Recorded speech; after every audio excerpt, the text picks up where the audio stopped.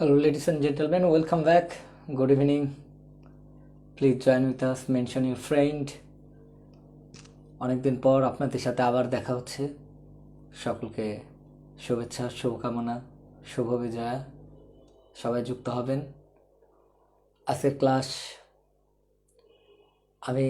ক্লাসটা আসলে নিতে চেয়েছিলাম না, কিন্তু আমি দেখলাম আজকের ক্লাসটা না নিলে ব্যবধানটা অনেক বেশি হয়ে যাচ্ছে।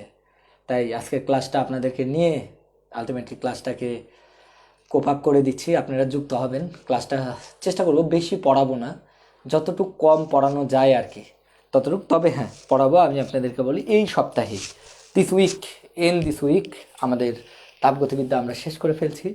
আর তাপগতিবিদ্যা শেষ হলে স্থিরতই শেষ হলে আর একটি বড় চ্যাপ্টার আছে সেকেন্ড পার্টের। আর একটি বড় চ্যাপ্টার আছে, সেটা চলতরিৎ। এটা শেষ হলে মোটামুটি আমাদের বাকি চ্যাপ্টারগুলো মোটামুটি সবাই সমান। এর মধ্যে কিছু ছোটো চ্যাপ্টার আছে, বাকি চ্যাপ্টারগুলো মিডিল কোয়ালিটি। এই তিনটা চ্যাপ্টার সবচেয়ে বেশি লং। এবং আমি আপনাদেরকে বলি, আপনারা হতাশ হবেন না। আমি যেটা করব, এখন থেকে, আগে যা হয়েছে এখন থেকে আমি আপনাদের ক্লাসগুলোকে নিয়মিত এবং ক্লাসগুলো একটু বেশি করে নেব এবং একটা ফিক্সড রুটিন দিয়ে দেবো। কোন চ্যাপ্টারে কয়টা ক্লাস নেবো, কী করবো, একটা রুটিন দিয়ে দেবো। দিয়ে আমি রুটিনের মধ্যে দিয়ে আপনাদেরকে পড়িয়ে দেবো। আপনাদের হতাশ হয় আসলে ভাই যে জিনিসটা আমি কি চেয়েছি, আমি সবসময় চেয়েছি যাতে আমি অফলাইনে পড়ানোটা শুরু করতে পারি। হয়তো বা এরকম মনে হচ্ছে সেপ্টেম্বরে না হোক অক্টোবরে হবে, অক্টোবরে না হোক নভেম্বর হবে। কিন্তু আমাদের এখন যা মনে হচ্ছে অবস্থার দৃষ্টি, আসলে এটা সেপ্টেম্বর, অক্টোবর, নভেম্বরের বিষয় না। কবে খুলবে, স্বাভাবিকভাবে কবে পড়াতে দেবে, এর কোনো ঠিক নেই। আর অফলাইনের ব্যাপারে তোমাদেরকে বলি, অফলাইন কেউ বা কাহারা পড়াতে চাচ্ছে, এটা আসলে মানে কোনো বৈধভাবে পড়ানো না, এটা অবৈধভাবে পড়ানো। সেটা তার প্রত্যেকের একটা ব্যক্তিসত্তা আলাদা, কে কীভাবে পড়াবে সেটা তার ব্যাপার। বাট আমি এরকম কোনো অবৈধ কর্মকাণ্ডের মধ্যে নিজেকে যুক্ত করতে পারবো না। তোমরা যেভাবে অ্যাকাস্টমেট হয়ে গেছো। এবং আরেকটা সুখবর তোমাদেরকে বলি, আমি চেষ্টা করব তোমাদের ক্লাস টাইমগুলো আরেকটু বাড়িয়ে দিয়ে এবং ক্লাসের ডেটা বাড়িয়ে দিয়ে যতটা বেশি নেওয়া যায় আর কি। মানে নভেম্বর মাসে আমি টার্গেট করবো অ্যাট এনি কস্ট, যাতে আমি তোমাদেরকে দুটো চ্যাপ্টার শেষ করে দিতে পারি, চলতরিৎ এবং তার সাথে চুম্বক। আমি চেষ্টা করব এই দুইটা চ্যাপ্টারকে যে করেই হোক তোমাদেরকে আগামী মাসে শেষ করে দেওয়ার। তাহলে নভেম্বরে যদি আমি দুইটা শেষ করতে পারি, তাহলে ডিসেম্বরে যেয়ে দেখা দেবে আরও দুইটা বা তিনটা শেষ করে আমরা জানুয়ারির মধ্যে আশা করি কোর্স কমপ্লিট করে দিতে পারি। এবং তোমাদেরকে একটা কথা বলি, তোমাদের তো বেশিরভাগ সিলেবাসটাই পড়া হয়নি, তো গভর্নমেন্টের এটা কিন্তু মাথায় আছে। আমি তোমাদেরকে এটা বলি, এখন তোমরা বলতে পারো ভাই অ্যাডমিশানে তো সিলেবাস কমাবে না, এগুলো আমরা কিচ্ছু জানি না। এগুলো বিষয়ে আমাকে শুধু প্রশ্ন করে শুধু বিব্রত করতে পারবে। আমি এগুলো বিষয়ে জানি না, শুধু এটা জানি আগামী কয়েকদিন তোমাদেরকে দ্রুত পড়িয়ে আমাদের কোর্সটা কন্ট্রোলে নিয়ে নিতে হবে এবং তোমরা আমাকে সবাই অ্যাসিস্ট করবে, ঠিক আছে? এবং আমি চেষ্টা করব আর কি ক্লাসগুলো মানে বেশি নেওয়ার আর কি। সপ্তাহে 4টে ক্লাস নেওয়ার চেষ্টা করব, মিনিমাম 4টে নেব, বা 5টাও হতে পারে আর কি। এবং ক্লাসগুলো 1/2 ঘন্টা করে নেওয়ার চেষ্টা করব। তাহলে আলটিমেটলি একটু কষ্ট হলেও ক্লাসটা আমরা তাহলে পড়াটাকে একদম মোটামুটি একটা লেভেলের মধ্যে নিয়ে আসতে পারবো আর কি, ঠিক আছে? তো যাই হোক আর কি, জি। তো আলটিমেটলি যেটা নিয়ে তোমরা শুরু করো আর কি। হ্যাঁ, জি, ওকে, থ্যাংক ইউ। ঠিক আছে। আলটিমেটলি তোমাদের টেস্ট পরীক্ষা বা কলেজে কোথাও কোনো জায়গাতে আলটিমেটলি তারা করতে হয় তোমাদের। আসলে হয়তো 1 মাস বা 2 মাস হয়তো বা আমার যেটা মনে হয় বাড়াবে। তোমাদের বিষয়টা আসলে আমি স্পষ্ট না, আসলে তোমাদের ইয়ারের কি হবে আর কি এটা। তো যাই হোক, আমি আর কথা না বাড়াই, আমি শুরু করে দিই। আমাদের এখন শেষ করা দিয়ে কথা, গুরুত্বপূর্ণ তথ্যগুলো দিয়ে আমি শুরু করব। তো আমি তোমাদেরকে মনে হয় এনট্রপি পড়াচ্ছিলাম, তো আমি যেটা করব আগে তোমাদেরকে এনট্রপির আগে একটা বোর্ড ম্যাথ করাবো, খুবই ইম্পর্টেন্ট একটা ম্যাথ। তোমরা একটু ম্যাথটা সবাই মনোযোগ দিবা আর কি। তো তোমাদেরকে আমি শুরুতেই আগে কনসেপ্টটা লিখে দিই, তোমরা কনসেপ্টটা একটু লিখে নাও। কনসেপ্টে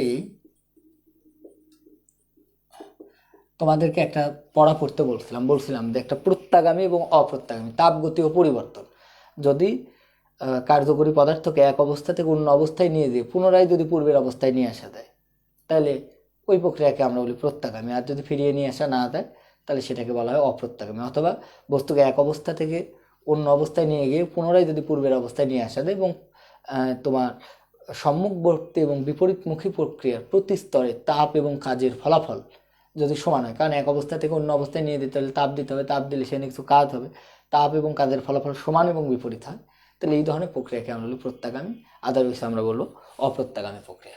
তো এখান থেকে তোমরা একটু লক্ষ্য করে দেখার চেষ্টা করো। আমি তোমাদেরকে একটু বলি, কোনো তাপগতীয় প্রক্রিয়া তোমরা আরেকটা জিনিস তোমরা লক্ষ্য করছো যে চক্র তখন বলি, তখন সেখানে কিন্তু একাধিক প্রক্রিয়া থাকতে পারে। তো কোনো চক্র প্রত্যাগামী হবে নাকি অপ্রত্যাগামী হবে, এটা তার এনট্রপি বিশ্লেষণ করে আমরা বলতে পারবো। যদি কোনো চক্রের নিট এনট্রপির পরিবর্তন শূন্য হয়, তাহলে সেই চক্রটাকে আমরা বলবো প্রত্যাগামী, আর যদি নিট এনট্রপির পরিবর্তন শূন্য না হয় তাহলে বলবো অপ্রত্যাগামী। তো কনসেপ্টটা আমি লিখে দিচ্ছি, কোনো তাপ গতীয় প্রক্রিয়ায়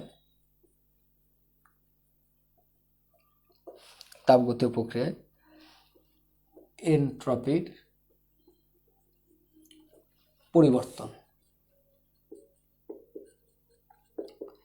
আবার লিখছি, কোনো তাপগতীয় প্রক্রিয়ায় এনট্রপির পরিবর্তন শূন্য হলে, আচ্ছা একটা শব্দ একটু, নিট এনট্রপির পরিবর্তন শব্দটা ইম্পর্টেন্ট, কোনো তাপগতীয় প্রক্রিয়ায় নিট এনট্রপির পরিবর্তন শূন্য হলে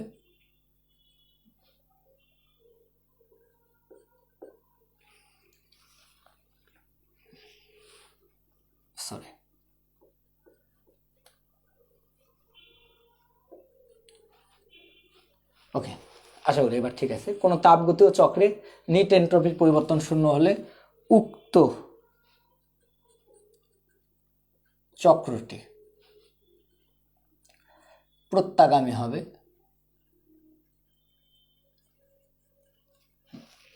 আর কনসেপ্ট উল্টাটাও আশা করি এর উল্টাটাও প্রযোজ্য আর কি।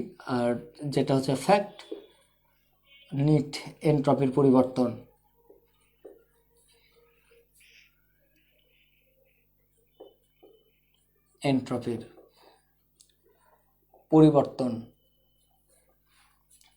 শূন্য না হলে, দেখো এনট্রপির পরিবর্তন শূন্য হলে জিরো হবে, আর শূন্য না হলে তোমার অপ্রত্যাগামী হবে,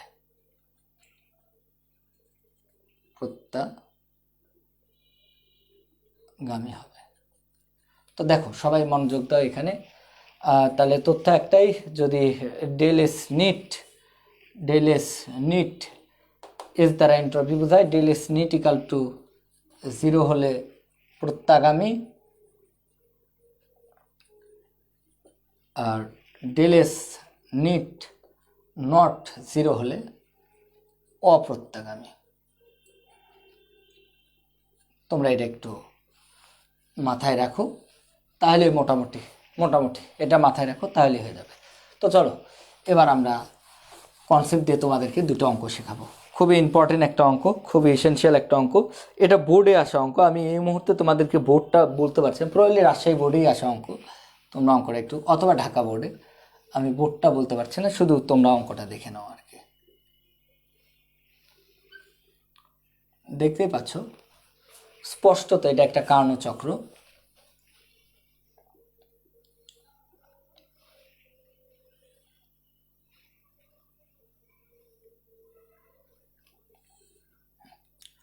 তো please ladies and gentleman, try to understand here now. P বনাম ভি লেখচিত্র দেওয়া আছে, this is A point, this is B point, this is C point, this is D point. প্রত্যেকটা পয়েন্ট গ্যাসের অবস্থা বোঝাচ্ছে, প্রতিটা পয়েন্টে গ্যাসের একটা অবস্থা বোঝাচ্ছে, ওই পয়েন্টে প্রেশার ভলিউম বোঝাই দিবে, গ্যাসের কত প্রেশার ছিল কত ভলিউম। তো এই কালটু লেখা আছে P1 V1, এটা দেওয়া আছে আর কি, এখানে P2 V2 লেখা আছে, এখানে লেখা আছে P3 V3, এখানে লেখা আছে P4 V4। Try to understand.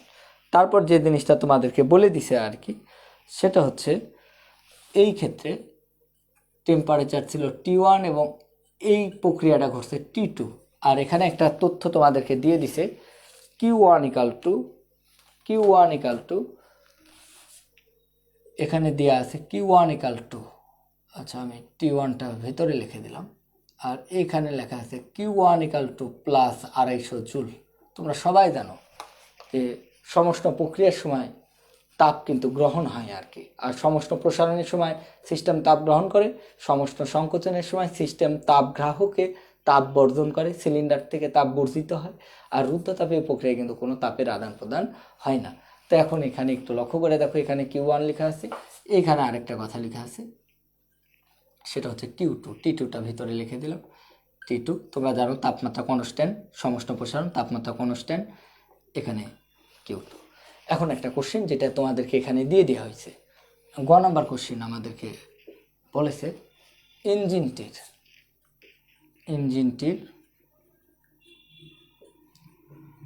ইঞ্জিনটির কর্মদক্ষতা নির্ণয় করো। কর্মদক্ষতা, আচ্ছা একটু বলে দিই এখানে ইঞ্জিন, আচ্ছা একটু আমি কোশ্চেনটা দেখে নিই ভাই, একটু ওয়েট, জাস্ট কোশ্চেনটা কী ছিল আমি একটু 1 মিনিট দেখে নিই। এটা বোর্ডে আসা কোশ্চেন, ডিরেক্ট মনে নাই আর কি কোশ্চেনটা।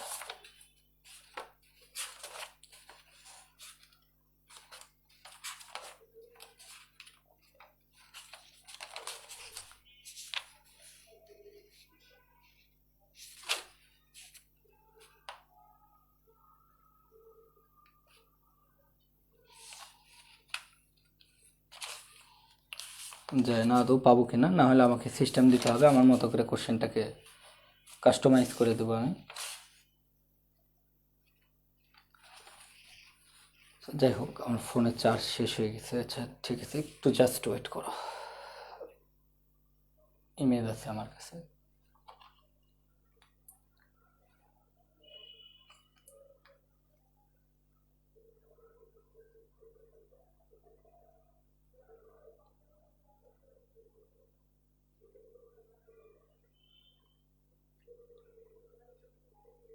জাস্ট লিটল বিট, আমি অ্যাকচুয়ালি ইমেজটা রেখেছি, আমি ইয়েটা রাখিনি কোশ্চেনটা, একটু দাঁড়ো।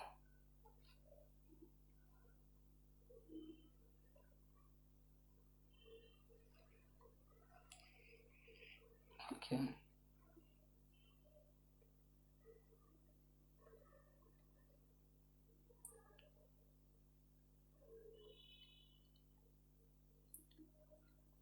আচ্ছা আরেকটা তথ্য দিয়ে দিয়েছে এখানে, এখানে কয়েকটা তথ্য দেওয়া আছে, একটু তোমাদেরকে একটু বলে দিই, আমি একটু ভুল লিখছি। এখানে Q1 লেখা আছে, Q2 লেখা আছে, T1 ইকাল টু দেওয়া আছে, এখানে কয়েকটা তথ্য দেওয়া আছে। T1 ইকাল টু দেওয়া আছে 1200 কেলভিন, এটা দিয়ে দিছে আর কি। T2 ইকাল টু দিয়ে দেওয়া হয়েছে 600 কেলভিন। আর আরেকটা তথ্য দেওয়া আছে এই ধাপে, এখানে আলটিমেটলি প্লাস, এটা Q1-এ দেওয়া আছে, Q1 ইকাল টু দেওয়া আছে প্লাস 500 জুল। এই আমাদের তথ্য মোটামুটি। আর বলা হয়েছে কার্নো ইঞ্জিনের কর্মদক্ষতা নির্ণয় করো। আর ঘ নাম্বার কোশ্চেনে তোমাদেরকে যেটা দিয়ে দিছে যে উদ্দীপকের প্রক্রিয়াটি প্রত্যাগামী কিনা, উদ্দীপকের প্রক্রিয়াটি প্রত্যাগামী কিনা বিশ্লেষণ করো, প্রত্যাগামী কিনা বিশ্লেষণ করো। তো যাই হোক, এখান থেকে একটু লক্ষ্য করে দেখো, আমরা গ নাম্বার কোশ্চেনটা তোমাদের সাথে একটু দ্রুত সলভ করে দেখতে পাচ্ছ, উৎসের তাপমাত্রা দেওয়া আছে, গ্রাহকের তাপমাত্রা দেওয়া আছে, এখান থেকে আমরা কিন্তু দক্ষতা ইজিলি 1 - T2/T1 গুণন 100% করে দিতে পারবো। এবং দেখতেই পাচ্ছ T2-র মান যা T1-এর মান কিন্তু তার ডাবল। তোমাদেরকে বলছি এরকম হলে দক্ষতা কোনো কথা ছাড়া 50% হয়ে যাবে। আমাদের গ নাম্বার কোশ্চেন শেষ। এটা বোর্ড কোশ্চেন, কত দ্রুত তুমি মার্ক পেয়ে গেলে, 3 মার্ক তুমি নিজেই দেখতে পাচ্ছ। এবং ঘ নাম্বার কোশ্চেনটা একটু লক্ষ্য করে দেখো, উদ্দীপকের প্রক্রিয়াটি প্রত্যাগামী কিনা বিশ্লেষণ করো। তো আমি আলটিমেটলি এবার তোমাদেরকে বলবো, এখানে কিন্তু একটা প্রক্রিয়া নাই, বা উদ্দীপকের প্রক্রিয়াটি বা চক্রটি যেভাবেই দিক না কেন, সরি এটা সম্ভবত চক্রটিই লেখা ছিল, চক্রটি প্রত্যাগামী কিনা বিশ্লেষণ। এখানে দেখো একটা প্রক্রিয়া নেই, অনেকগুলো প্রক্রিয়া আছে, প্রত্যেকটা প্রক্রিয়ায় তোমাকে এনট্রপির পরিবর্তন বের করতে হবে, করে সবগুলো যোগ করে দিতে হবে। তো এখানে দেখো এই প্রক্রিয়ার নাম কিন্তু সমষ্ণ প্রসারণ। তো একটু তোমরা একটু লক্ষ্য করে দেখো, এই অঙ্কটা যখন সলভ করবে তখন এটা লিখবে সমষ্ণ প্রসারণের ক্ষেত্রে, প্রসারণের ক্ষেত্রে আমি এটার একটা নাম দিয়ে দিলাম, তোমরা একটু লক্ষ্য করে দেখো, ডিএস এবি। ডি দ্বারা বোঝাচ্ছে এনট্রপির পরিবর্তন, ডিএস দ্বারা বোঝাচ্ছে এনট্রপির পরিবর্তন। এবং আরও একটা ফ্যাক্টর একটু লক্ষ্য করে দেখো, এবি প্রক্রিয়ার ক্ষেত্রে তো এনট্রপির পরিবর্তন তোমাদেরকে আমি কিন্তু গতদিনই শেখাইছি। এনট্রপির পরিবর্তন বের করার দুইটা সূত্র, তোমাদের যদি ভুল না হয়। একটা হচ্ছে DS equal to DQ by T, আর আরেকটা তোমাদের শেখাইছিলাম del X equal to integration of মানে এম এস লন T2/T1। তোমাদেরকে একটু বলি, এই সূত্রটা তখনই প্রযোজ্য হবে সমষ্ণ প্রক্রিয়ার ক্ষেত্রে, তাপমাত্রা স্থির থাকলে। তো দেখতে পাচ্ছ পুরা প্রক্রিয়াতেই তাপমাত্রাটা স্থির ছিল। তো তোমাদেরকে আবার বলি, আমি জানি না সেদিন কি বলেছিলাম, তোমাদের মনে আছে কিনা জানি না, যে আমাদের এনট্রপির পরিবর্তন বের করার দুইটা সূত্র, একটা তাপমাত্রা স্থির থাকলে আর একটা তাপমাত্রা পরিবর্তিত হলে। এটা পরিবর্তিত তাপমাত্রার ক্ষেত্রে, এটা স্থির তাপমাত্রার ক্ষেত্রে। তাপমাত্রা স্থির থাকে দুইটা ক্ষেত্রে, যদি প্রক্রিয়া হয় সমষ্ণ প্রক্রিয়া, আর যদি বস্তুর ক্ষেত্রে হয় তাহলে বস্তু গলার সময় অথবা ফুটানোর সময়। তো গলন এবং ফুটনের সময় আমরা DQ/T লিখতে পারি, অথবা MLF/T লিখতে পারি, অথবা MLV/T। তাহলে এই সূত্রটা তোমরা মনে রাখবে, এটা সমষ্ণ প্রক্রিয়ার ক্ষেত্রে, এটা হচ্ছে গলানোর সময়, এটা হচ্ছে ফোটানোর সময়, আর এটা হচ্ছে তাপমাত্রা পরিবর্তন হলে। কিন্তু এখানে কোনো তাপমাত্রা পরিবর্তন হবে না, শুরুতেও যা থাকবে পুরো প্রক্রিয়াতেই সমষ্ণ প্রসারণ, তাপমাত্রা স্থির থাকবে। তাহলে DS of AB equal to আমরা লিখতে পারবো DQ/T, অথবা DQ/AB/T, তুমি যেভাবে খুশি লিখতে পারো। তো এই ক্ষেত্রে দেখতে পাচ্ছ DQ/T। তো ডিকিউর পরিবর্তে আমরা কিন্তু এখানে আবার লিখে দিতে পারবো Q1/T, নো প্রবলেম। ডিকিউ দ্বারা বোঝাইছে তাপের পরিবর্তন, তো তাপের পরিবর্তন গৃহীত তাপকে আমরা Q1 দ্বারা প্রকাশ করছি। তো Q1 এর মান কিন্তু 500। এবার আরেকটা জিনিস, এনট্রপির অঙ্ক করার সময় তোমাদেরকে চিহ্ন বিবেচনা করতে হবে। এনট্রপি হচ্ছে বিশৃঙ্খলতা, সিস্টেম তাপ গ্রহণ করলে বিশৃঙ্খলতা বাড়ে। তো বিশৃঙ্খলতা বাড়া মানে এনট্রপি বাড়া, বিশৃঙ্খলতা, আর সিস্টেম থেকে তাপ বের হয়ে গেলে সিস্টেমের বিশৃঙ্খলতা কমে, এনট্রপি কমে যায়। তো দেখো এই ক্ষেত্রে কিন্তু তাপ গ্রহণ হয়েছে, তোমরা সবাই জানো যে সমস্ত প্রক্রিয়ায় তাপ গ্রহণ হয়।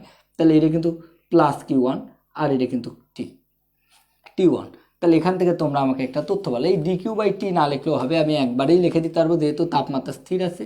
তাহলে এই ক্ষেত্রে প্লাস Q1/T1। Q1 এর মানটা দেখতে পাচ্ছ 500, আর Q2 এর মানটা কিন্তু আমরা দেখতেই পাচ্ছি, T1 এর মানটা কিন্তু দেখতে পাচ্ছি 1200। তাহলে এটা কিন্তু পজিটিভ। আলটিমেটলি আমরা যদি ভাগ করে দিই 5/12 60, তাহলে 5×12 50, 4×12 48, 0.4 20, ওই 0.41 সামথিং কিছু চলে আসে, এত জুল পার কেলভিন। এবার চলে আসো এটার ক্ষেত্রে, বিসি প্রক্রিয়ার ক্ষেত্রে। এবি প্রক্রিয়ার অপর নাম হচ্ছে সমষ্ণ প্রসারণ। এবার দেখতেই পাচ্ছ এটা বিসি, তো এটার নাম হচ্ছে রুদ্ধ তাপীয় প্রসারণের ক্ষেত্রে, রুদ্ধ তাপীয় প্রসারণ ক্ষেত্রে। তো তোমাদেরকে কিন্তু আমি আগেই শিখাইছি, তোমরা আগে একটু ভালো করে শোনো। ডি দ্বারা বোঝাচ্ছে এন্ট্রপি, এখানে ডি না দিয়ে তুমি ডেলও দিতে পারো, তোমার ইচ্ছা, এতে কোনো দায় আসবে না আর কি। ডিএসএবি, ডেল এসএবি, তাতে কোনো, অথবা তুমি এটা S1 নাম দাও, এসএবি নাম দাও, কোনো যায় আসে না, এটাতে কোনো যায় আসবে না। আমি ডেল এস দিলাম, ডি দ্বারা বোঝায় ক্ষুদ্র, ডেল দ্বারা বোঝাচ্ছে বড়, আমি বড়ই দিয়ে দিলাম। একটা যথেষ্ট পরিমাণে এখানে তাপমাত্রা পরিবর্তন হয়েছে, ইচ্ছা, ইওর উইশ। তো এখানে আমি নাম দিলাম ডেল এস, এটার নাম দিয়ে দিলাম বিসি। ডেল দ্বারা বোঝাচ্ছে পরিবর্তন, এস দ্বারা এনট্রপির বিসি প্রক্রিয়ার ক্ষেত্রে। এখন দেখো এনট্রপির পরিবর্তনটা হয় কখন, যদি সিস্টেমের সাথে পরিবেশের তাপের আদান প্রদান হয়। কিন্তু এই ক্ষেত্রে কিন্তু সিস্টেম কোনো তাপ গ্রহণও করে না, বর্জনও করে না। সো তোমরাই বলো দেখি, যে তাপ এবং তাপমাত্রার অনুপাতই হচ্ছে এনট্রপি। তাহলে তাপের আদান প্রদান না হলে তাহলে এনট্রপির পরিবর্তনটাও জিরো, কারণ তোমরা জানো আগে থেকেই রুদ্ধ তাপে। তাহলে এখানে ব্র্যাকেটে লিখে দিতে হবে, যেহেতু তাপের আদান প্রদান হয় না, তাপের আদান প্রদান হয় না, তাই এনট্রপির পরিবর্তন হয়নি, আদান প্রদান হয় না। এটা তোমাদেরকে আগে থেকে মাথায় রাখতে হবে। রুদ্ধতাপীয় প্রক্রিয়ার ক্ষেত্রে এনট্রপির কোনো পরিবর্তন হবে না। এবার আসো, এটা কিন্তু পরীক্ষার হলে কীভাবে লিখবে সেটা শিখে। আবার বলছে এখানে কেউ ডি লিখলেও কোনো যায় আসে না, এখানে ডি দিলে এখানেও ডি দিতে হয়, এমনকি এখানে শুধু এস দ্বারাও তুমি বোঝাতে পারো, তোমার ইচ্ছা।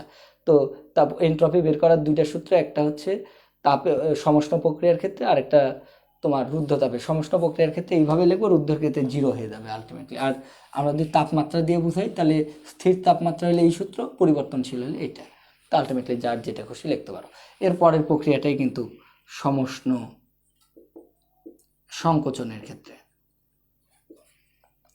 তো একটু লক্ষ্য করে দেখো, সমষ্ণ সংকোচনের ক্ষেত্রে আমরা ডেল এস এইটা নাম দিলাম সিডি প্রক্রিয়ার ক্ষেত্রে, ডেলিস সিডি। তোমরাই বলো, এই ক্ষেত্রেও তাপের আদান প্রদান হয়, কিন্তু সমষ্ণ সংকোচন এটা তোমাদের আগে থেকেই কিন্তু জানতে হবে। সমষ্ণ প্রসারণের সময় তাপ গ্রহণ করে, কিন্তু সংকোচনের সময় তাপমাত্রা স্থির রাখার জন্য সিস্টেম থেকে কিন্তু তাপ ছেড়ে দেয়। তো তাপ ছেড়ে দিলে সিস্টেমের এনট্রপি কিন্তু হ্রাস পাবে। তাহলে -Q2 নিচে এসে হয়ে গেল T2, কিন্তু তাপমাত্রা স্থির আছে, তাই এই সূত্র বসালাম। এবার একটা প্রবলেম ঘটে গেছে, Q1 দিয়ে আছে কিন্তু Q2 দেওয়া নেই। কিন্তু তোমরা তো একটা সূত্র জানো, N = আমরা কিন্তু সবাই লিখতে পারি, ওই যে Q2 = কিন্তু লিখতে পারি 1 - ইটা Q1। তোমার আমি শেখাইছিলাম এর আগে। তাহলে এখান থেকে দেখো আমি যেটা লিখতে পারছি সেটা একটু ভালো করে দেখো। 1 - ইটার মান কিন্তু 0.5, Q1 এর মান 500, তাহলে এটা কিন্তু 250 জুল। আমরা কিন্তু অলরেডি এটা বের করে ফেললাম লেফট হ্যান্ড সাইড করে। তো এখান থেকে দেখো 250, আর T2 মানটা কিন্তু 600, তাহলে এটা মানে -0.41 এত জুল পার কেলভিন হয়ে গেল। এবার দেখো লাস্ট যেটা রুদ্ধ তাপীয় সংকোচনের ক্ষেত্রে, এই লাস্টের এই প্রক্রিয়ার নাম তোমাদেরকে আগে ক্লাস করে আসতে হবে ভাই, আগের ক্লাস করলে এটা বুঝতে পারবে। ΔSTA সমষ্ণ প্রসারণ, সমষ্ণ রুদ্ধতাপীয় প্রসারণ, সংকোচন এটা = 0, বিকজ এই ক্ষেত্রেও তাপের কোনো আদান প্রদান হয়নি সেন্টিগ্রেড। এখন দেখো তাহলে আমাকে যে কাজটা করতে হবে, ঘ নাম্বার কোশ্চেন, অতএব ΔS নিট এনট্রপি এটা = ΔS AB, ΔS তুমি নাম দিয়ে দিছো BC, ΔS CD, লাস্টেরটা ΔS DA। আমি দেখতেই পাচ্ছ এটাও 0, দিস ইজ 0, বাট এটার মান 0.41, এটার মান হচ্ছে -0.41, ফলাফল 0। এখন কমেন্ট হবে যেহেতু ΔS নিট = 0, যেহেতু অতএব প্রক্রিয়াটি চক্রটি প্রত্যাগামী, অতএব উদ্দীপকের বা বলেও দিতে পারে উদ্দীপক কার্ণ চক্রটি প্রত্যাগামী না হবে, যেভাবে বলবে চক্রটি প্রত্যাগামী। আশা করি যে কোনো ক্ষেত্রে আইলে এই অঙ্কটাই আসবে, কারণ তোমাদের সিলেবাসে কার্ণ চক্রটাই বেশি আসে। তো কার্ণ চক্র দিয়ে কখনো যদি তোমাকে এরকম বলে যে প্রত্যাগামী নাকি অপ্রত্যাগামী, কেমনে তুমি এটাকে, বা যে কোনো প্রক্রিয়া দিয়ে প্রত্যাগামী নাকি অপ্রত্যাগামী কেমনে বের করবে, প্রথমে প্রত্যেকটা একটা চক্রে অনেকগুলো প্রক্রিয়া, প্রতিটা প্রক্রিয়ার ক্ষেত্রে তুমি এনট্রপি অ্যানালাইসিস করো। কেমনে অ্যানালাইসিস করবে, আগে দেখবে প্রক্রিয়াটা কি সমষ্ণ নাকি রুদ্ধতাপীয়। আমাদের সিলেবাসে এই দুটোই আছে বেশিরভাগই আর কি, তোমার একটু বলেছি। তো যদি দেখো রুদ্ধতাপীয় তাহলে এনট্রপির পরিবর্তন হবে না, 0। যদি দেখো সমষ্ণ তাহলে এনট্রপির পরিবর্তন বের করার সূত্র হচ্ছে তাপ বাই তাপমাত্রা, গৃহীত বা বর্জিত তাপ বাই তাপমাত্রা। তাপ গ্রহণ করলে পজিটিভ, সিস্টেম তাপ বর্জন করলে নেগেটিভ হবে। তাহলে আলটিমেটলি এটা করে শেষে যোগ করে, তাহলে এনট্রপির অঙ্ক করার সময় তোমাকে কিন্তু চিহ্ন বিবেচনা করতে হবে। আর যদি এরকম বলতো যে সিস্টেমের তাপমাত্রা এত থেকে এত হলো, তাহলে এনট্রপির পরিবর্তন বের করার সময় আমরা এই সূত্রটা ব্যবহার করতাম। কিন্তু এখানে কিন্তু এ থেকে বিতে গেলে তাপমাত্রা চেঞ্জ হয় না, যেহেতু স্থির তাপমাত্রায় ঘটছে, তাই এনট্রপির পরিবর্তন বের করার ক্ষেত্রে এটা ব্যবহার করছে। আর পরিবর্তনশীল তাপমাত্রা হলে এটা ব্যবহার করতাম। তোমরা বলো বুঝছো কিনা। আমি আজকে একটু শুরু করছি, অনেক কয়েকদিন পর পড়াচ্ছি, তোমরা একটু বলো আজকের ক্লাসটা বুঝতে পারলে কিনা এই অঙ্কটা। যদি বুঝো তাহলে আসুন, তোমাকে আমি কোনো টপিক বাদ দিয়ে পড়াবো না, বুঝছো। আমি শর্টে পড়াইলে অনেক দ্রুত পড়াই দিতে পারতাম। আমি তোমাকে এরপর রেফ্রিজারেটর পড়াবো একটা আগামী ক্লাসে, এবং আজকে আরেকটা গুরুত্বপূর্ণ জিনিস পড়াবো, তাপমাত্রার বিভিন্ন স্কেলের মধ্যে পরিবর্তন, একটু হালকা জিনিসটা তোমাদেরকে শেখাই দেবো। এবং এটা শেষ হলে আমি তোমাকে বলি এই 2 চ্যাপ্টারের পর বাকি চ্যাপ্টারগুলো আমরা তোমাকে আরও সাজানো গোছানো পড়াতে পারবো, এবং পরীক্ষা নিব, এবং তোমার কথা দিচ্ছি একটা ভালো কিছু পাবা 1 তারিখ থেকে। মানে আমিও লোকবল সংকটে আমাকে একা একা সব করতে হচ্ছিল, এবং আশা করি লোকবল সংকটটা কেটে যাচ্ছে আর কি। তোমরা একটু হেল্প করো আমাদেরকে। জি, বুঝতে পারছো কিনা একটু বলো। জি, thank you, thank you, thank you. যারা বুঝতে পারছো তাদেরকে ধন্যবাদ, ধন্যবাদ, ধন্যবাদ।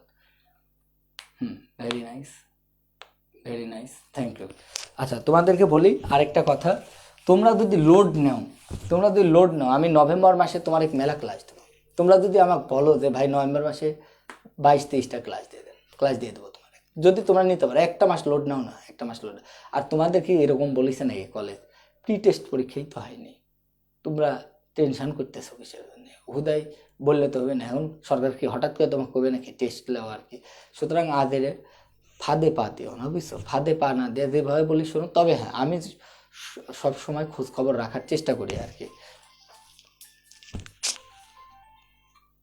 জি ঠিক আছে, চলো আমি শুরু করতেছি।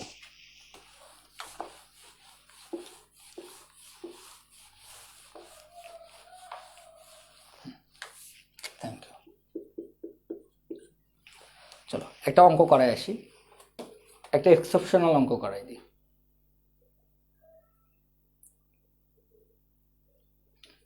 খুবই ইম্পর্টেন্ট একটা অঙ্ক। রুদ্ধ তাপীয় প্রক্রিয়ায় দ্বি পারমাণবিক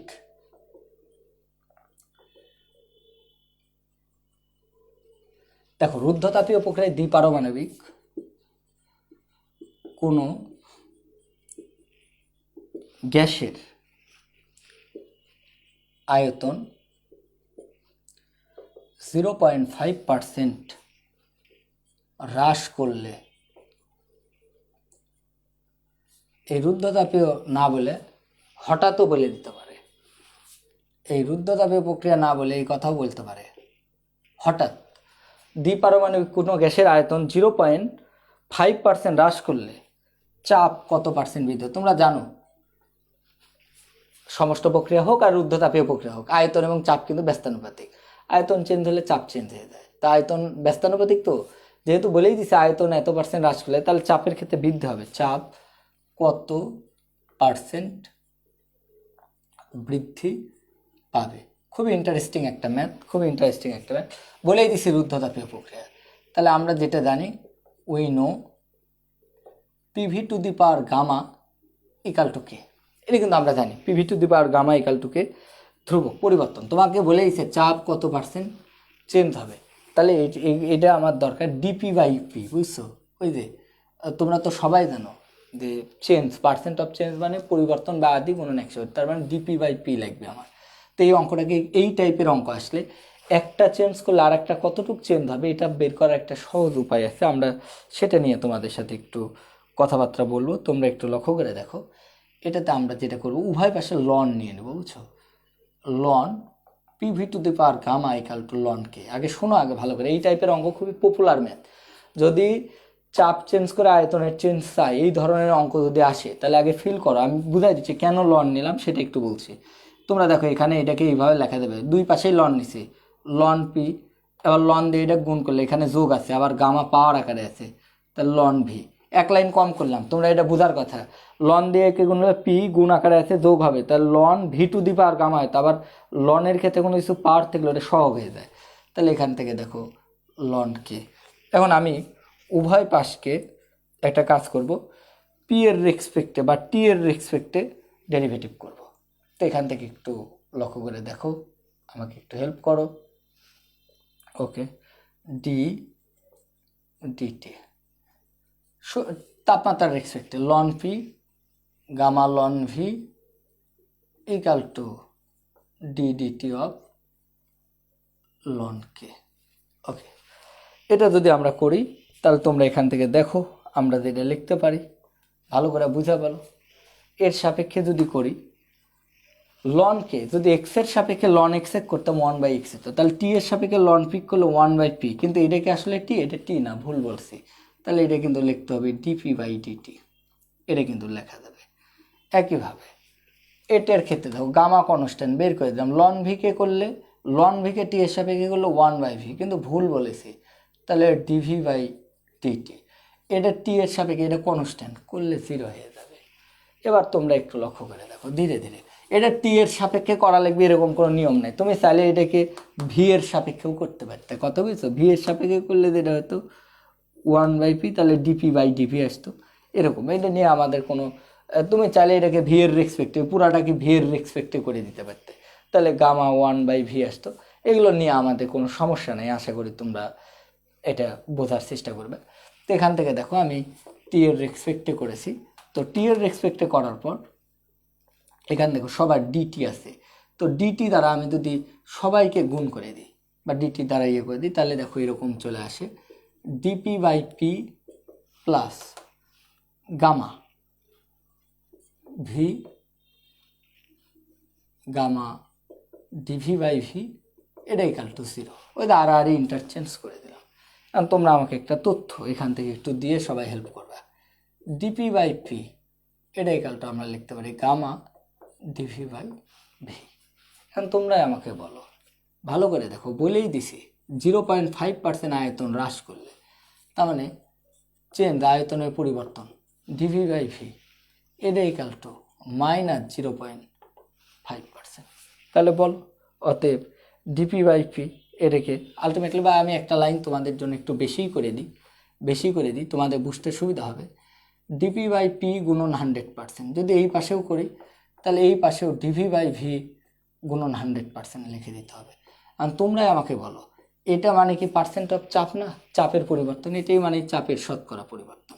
আমার তো এটাই দরকার আর কি। গামা এটা মানে আয়তনের শতকরা, বলেই দিতে আয়তনের শতকরা পরিবর্তন 0.5%। এখন গামার মান দ্বিপারমাণবিক গ্যাস, গামার মান 1.4 গুণন 0.5, তাহলে মাইনাস, কিন্তু এই যে হ্রাস করছে তাই এই জায়গায় এটা, তাহলে মাইনাসে মাইনাসে প্লাস হয়ে গেল।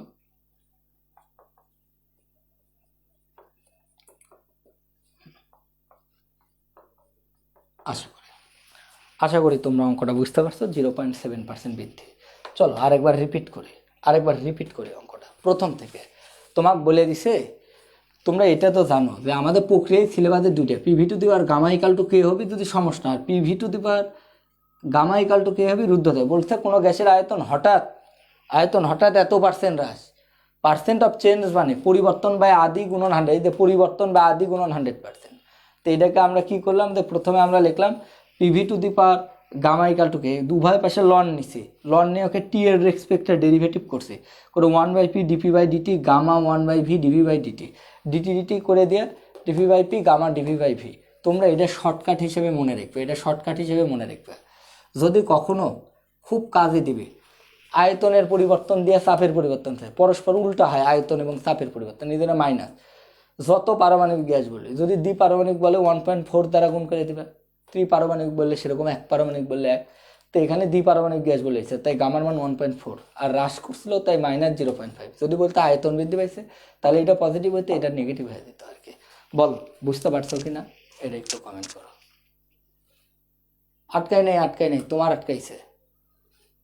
ওকে, দেখো এটা বুঝছো কিনা, একটু কষ্ট করো দেখি, একটু বলো বুঝছো কিনা। এটা কোনো ইয়ার অঙ্ক না, বুঝছো, মানে এই নিয়মের মধ্যে অঙ্ক না, মানে আমি একটা অঙ্ক এটা বুয়েটে আসতে একবার, অনেক ইয়াতে আসতে, এই জন্য অঙ্কটা আমার করানো হয়েছিল না, মানে অঙ্কটা বাদ গেছে। আমি যখন রুদ্ধতাপীয় প্রক্রিয়া পড়াইছি তখন করাইতে হইতো, অঙ্কটা বাদ গেছে তাই তোমারে পরে করাই দিলাম আর কি অঙ্কটারে। তাহলে কখনো প্রেশারের চেঞ্জ দিয়ে ভলিউমের চেঞ্জ আসলে আগে প্রেশার আর ভলিউমের মধ্যে যে রিলেশন সেটা লিখবো, উভয় পাশে লন নিবা, নিয়ে টেম্পারেচারের রেসপেক্টে ডিফারেন্সিয়েট করলেই DP by P DV by V পেয়ে যাবা। এই দুটো রিলেশন হচ্ছে DP by P equal to minus gamma DV by V, কারণ উভয় পাশে 100 দ্বারা গুণ করে দিলে পার্সেন্ট অফ চেঞ্জ চলে আসবে, এপারও পার্সেন্ট অফ চেঞ্জ, এক পারের পার্সেন্ট অফ চেঞ্জ জানা থাকলে আরেক পারের পার্সেন্ট অফ চেঞ্জ বের করতে পারবে। চলো এবার তোমাদেরকে আরেকটা অঙ্ক শেখাই ফেলি। ওকে,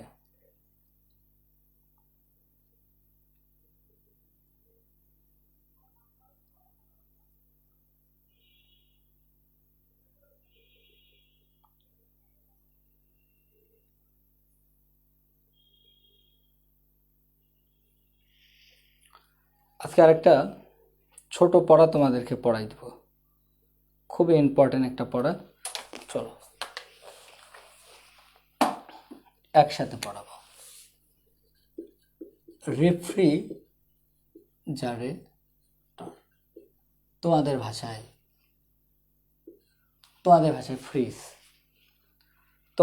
ফ্রিজ, আমরা বলবো রেফ্রিজারেটর। একই সাথে প্যারালালি পড়াবো। আরেকটা হচ্ছে হিট ইঞ্জিন, যেটা অলরেডি তোমাদেরকে পড়ায় আসলাম। একটা রেফ্রিজারেটর আর একটা হিট ইঞ্জিন, একটু শোনো ভালো করে। একটা রেফ্রিজারেটর আর একটা হচ্ছে হিট ইঞ্জিন। একটু আমি দেখাই, তারপরে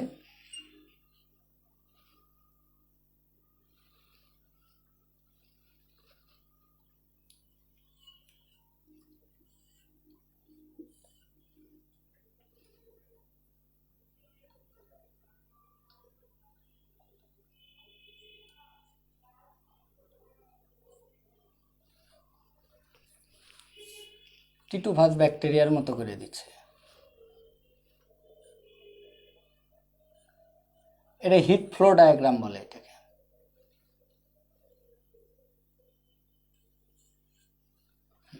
দেখো মোটামুটি মোটামুটি আর কি। T1 T2 এটাকে আমরা বলতেছি ইঞ্জিন। T1 T2 এটাকে আমরা বলতেছি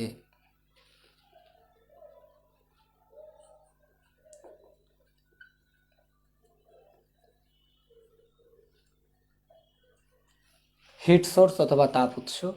এটাকে বলা হচ্ছে হিট সিঙ্ক, তাপগ্রাহক। ওকে, এটার আরো একটা নাম আছে উচ্চ তাপমাত্রা। ওকে, এটার একটা নাম আছে, তোমরা জানো এটাকে নিম্ন তাপমাত্রা বলে। সুন্দর। তো যাই হোক, একটু পরে আসতেছি ব্যাখ্যায়। এই ক্ষেত্রে একটু নামগুলো দেখে নাও। এটারও নাম আছে, এটার নাম উচ্চ তাপমাত্রা বা হাই টেম্পারেচার, উচ্চ তাপমাত্রা। তারপরের নাম আছে পরিবেশ, তারপরের নাম আছে তাপ উৎস, তারপরের নাম আছে রেফ্রিজারেটর, যেখানে তাপ বর্জন করে। যে নামেই ডাকি না কেন, এটাকে উচ্চ তাপমাত্রা বলা যেতে পারে, পরিবেশ বলা যেতে পারে, তাপ উৎস, রেফ্রিজারেটর, যেখানে তাপ বর্জন করে। ভালো করে শুনবে, আমি ব্যাখ্যা করে দেবো সবাইকে, সমস্যা নাই। আগে একটু দেখো, এটার নাম নিম্ন তাপমাত্রা,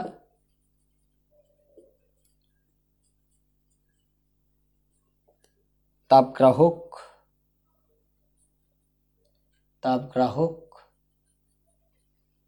এটার নাম কুলিং চেম্বার, আবার বলছে কুলিং চেম্বার, কুলিং চেম্বার। এটার একটা নাম আছে, অথবা বাংলা করলে দাঁড়ায় ঠান্ডা প্রকোষ্ঠ। তারপর এর নাম আছে রেফ্রিজারেটর, যেখানে হতে তাপ গ্রহণ করে, তাপ গ্রহণ করে। ওকে, আর এটা যেমন ইঞ্জিন, এটার নাম হচ্ছে রেফ্রিজারেটর, এটার নাম রেফ্রিজারেটর।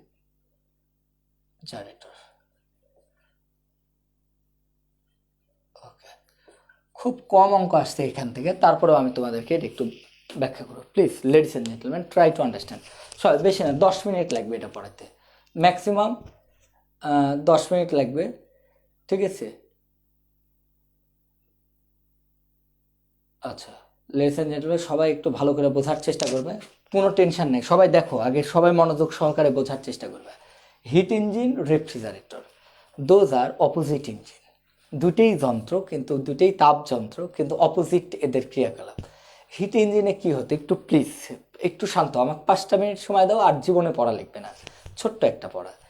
যেটা হয়, আমরা যখন হিট ইঞ্জিন পড়িয়েছিলাম তোমাদেরকে, তোমরা কি দেখছিলাম যে হিট ইঞ্জিনে যেটা হয়, হিট ইঞ্জিন তাপ উৎস হতে, তাপ উৎস, তোমাদের মনে আছে তো সেই ঘটনাটা, সেই আমাদের সিলিন্ডার যখন তাপ উৎসের উপর বসাই দিতাম, তো তোমরা দেখছিলে হিট ইঞ্জিন, আমরা যখন সিলিন্ডারের তোমার এটাকে পিস্টন বলতেছি, পিস্টনটাকে যখন বাইরের দিকে নিয়ে যেতাম, আয়তন বেড়ে যেত, আয়তন বেড়লে চাপ কমে যেত, চাপ কমে গেলে এখানে তাপমাত্রা কমার কথা, কিন্তু এখান থেকে দেখো হিট সোর্স থেকে তাপ এখানে, এখানকার তাপমাত্রা কনস্ট্যান্ট রাখতো। তাই আমরা বলছিলাম, তোমাদের মনে আছে যে তাপ ইঞ্জিন সমষ্ণ প্রসারণের সময় তাপ গ্রহণ করে, কোথায় থেকে তাপ গ্রহণ করে, তাপ উৎস হতে, আর কোথায় তাপ বর্জন করে, তাপগ্রাহকে।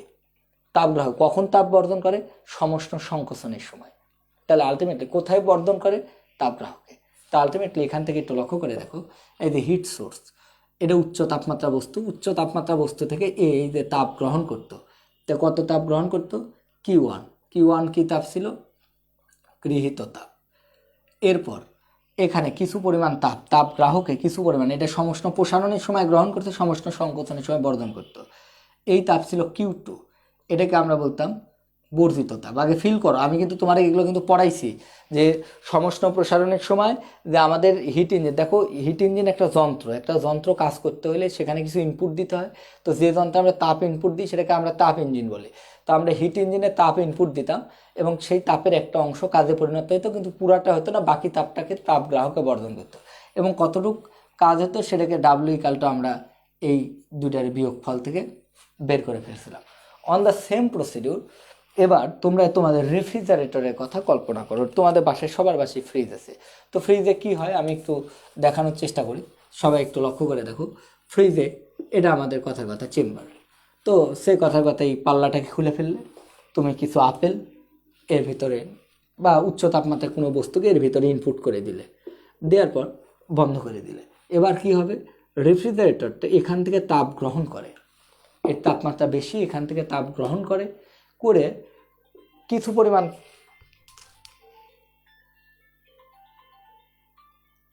তাপ গ্রহণ করার পর তারা যেটা করে কিছু পরিমাণ তাপ সেটাকে তারা বর্জন করে। তাহলে একটু ফিল করো আগে ভালো করে। তোমাদের যেটা হয়, আমরা যখন ফ্রিজের মধ্যে কোনো কিছু ঢোকাই তখন ফ্রিজ কি হয়, বস্তু থেকে তাপ গ্রহণ করে, সেই তাপটাকে সে নিয়ে এসে বাইরে ছেড়ে দেয়। কিন্তু উল্টা তাপ ইঞ্জিন কিন্তু উল্টা কাজ করতো। তাপ ইঞ্জিন উচ্চ তাপমাত্রা বস্তু থেকে তাপ গ্রহণ করতো করে নিম্ন তাপমাত্রা বস্তু, কিন্তু রেফ্রিজারেটর কি করছে, যার তাপমাত্রা বেশি তাকে থেকেই তাপ মানে সে শোষণ করে নিচ্ছে, নেওয়ার পর ওকে কিন্তু বারবার কুল করতে থাকবে, করার পর ওইখান থেকে ঠান্ডা প্রকোষ্ঠ, দেখো আলটিমেটলি তুমি যেখানে ঢুকাই দিচ্ছ আপেলটাকে, সে আপেলকে থেকে সে তাপ গ্রহণ করছে। তো গ্রহণ করার পর সে তাপটাকে সে বাইরে নিয়ে এসে খেয়েছে এবং ভিতরের তাপমাত্রা কিন্তু কমে যাচ্ছে আলটিমেটলি। মানে হিট ইঞ্জিনের ক্ষেত্রে যেটা হচ্ছে, উচ্চ তাপমাত্রা বস্তুতে তাপ নিচ্ছি, নিয়ে ওই তাপটাকে নিম্ন তাপমাত্রা বস্তুতে আমরা ছেড়ে দিচ্ছি। কিন্তু রেফ্রিজারেটরের ক্ষেত্রে যেটা হয়, তোমরা যে ফ্রিজের ভিতরেই টেম্পারেচার কিন্তু কম, ওই জায়গা থেকে সে আরও তাপ বের করে নিচ্ছে, ফলে ওইটা আরও ঠান্ডা হয়ে যাবে। ওইখান থেকে তাপ গ্রহণ করে ওই তাপটা নিয়ে এসে পরিবেশে ছেড়ে দিচ্ছে। তো এখান থেকে একটু তোমরা দেখো, তোমার আমি কিন্তু বলছিলাম যে ভালো করে বোঝো যে এর যদি তোমার বেশি হয়, হাইট হয়, আর এই লিকুইডের যদি হাইট কম হয়, এদেরকে যুক্ত করে দিলে এ থেকে বিতে স্বতঃস্ফূর্তভাবে কিন্তু তরল প্রবাহিত হয়। কিন্তু আমি বি থেকেও এতে তরল প্রবাহিত করতে পারবো, কিন্তু সেটা স্বতঃস্ফূর্তভাবে না। তাহলে আমাকে বাইরের উৎসের প্রয়োজন হবে। তোমরা তাপগতিবিদ্যার দ্বিতীয় সূত্র যেটা পড়ছিলে, কেলভিনের বিবৃতি, যে বাইরের শক্তির সাহায্য ছাড়া উচ্চ তাপমাত্রা বস্তু হতে নিম্ন তাপমাত্রা বস্তুতে উচ্চ তাপমাত্রা বস্তুতে তাপের প্রবাহ সম্ভব না। তো দেখো রেফ্রিজারেটরের ক্ষেত্রে যেটা হয়, T2 ওই যে নিম্ন তাপমাত্রা, এটাই সেই কুলিং চেম্বারের মধ্যে আমরা কোনো বস্তু রাখছি, সেখান থেকে কিছু পরিমাণ তাপ জোর করে বের করে নিবে রেফ্রিজারেটর। কিন্তু এই জোর করে বের করে নিয়ে এই তাপটাকে, কিছু পরিমাণ তাপকে এই বাইরে পরিবেশে ছেড়ে দিবে। তো এইটা করার জন্য এটা স্বতঃস্ফূর্ত হবে না। তো এখান থেকে তাপ যখন রেফ্রিজারেটর নিবে, এই নিম্ন তাপমাত্রা বস্তুটা জোর করে তাপ নিতে গেলে রেফ্রিজারেটরকে কিছু পরিমাণ কাজ করতে হবে। আমি ধরলাম ডাব্লু পরিমাণ কাজ করলো। এখন যে কোনো কাজই, যে কোনো শক্তি, কাজ means work means transfer of energy, যে কোনো কাজই কিন্তু শেষ পর্যন্ত সেটা কিন্তু তাপে রূপান্তর হয়ে যায়। তাহলে এই কাজটাও কিন্তু ফাইনালি কিন্তু এর জন্য কিছু পরিমাণ শক্তি ব্যয় করতে হবে, সেই শক্তিটাও শেষ পর্যন্ত তাপে রূপান্তর হতে হবে। তাহলে সে এখান থেকে জোর করে যদি Q2 তাপ নেয় এবং ওই Q2 তাপ অপসারণ করতে যদি তাকে ডাব্লু পরিমাণ কাজ করতে হয়, তাহলে টোটাল সে যে তাপটা পরিবেশে ছেড়ে দেবে সেটা হবে Q2 প্লাস ডাব্লু। আমি জানি না তোমার বুঝাতে পারলাম কিনা, আরেকবার আমি প্রথম থেকে বলছি। এই ক্ষেত্রে যেটা হয়, স্বতঃস্ফূর্তভাবে এখান থেকে Q1 পরিমাণ তাপে ইঞ্জিনের এখানে আসে, কিছু পরিমাণ কাজ করে, ডাব্লু বাকি তাপ ছেড়ে দেয়। তাহলে এটা হলো।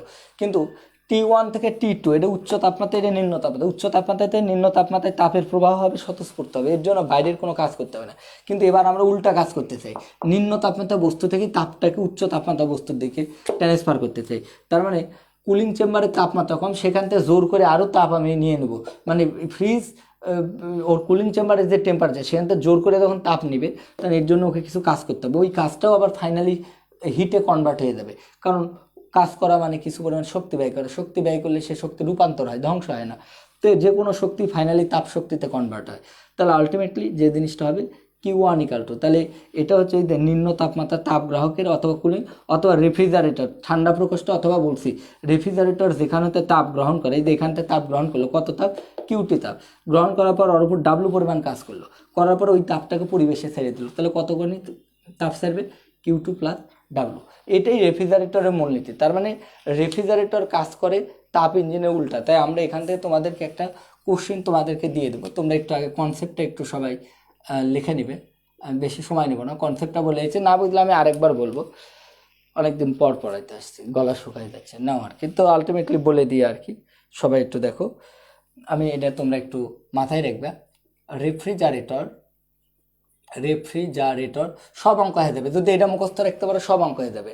রেফ্রিজারেটর তোমার নিম্ন তাপমাত্রা হতে নিম্ন তাপমাত্রা হতে তাপমাত্রা T2 হতে Q2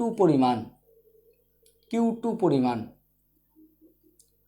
কিন্তু দেখা একটা কথা আছে এখানে, কিন্তু Q2-র পরিচয়টা কিন্তু Q2 কিন্তু এবার গৃহীত তাপ, কার কর্তৃক গৃহীত তাপ, দুটা কথা কিন্তু শোনো, কেউ গ্রহণ করলে আরেকজনকে কিন্তু বর্জন করতে হয়।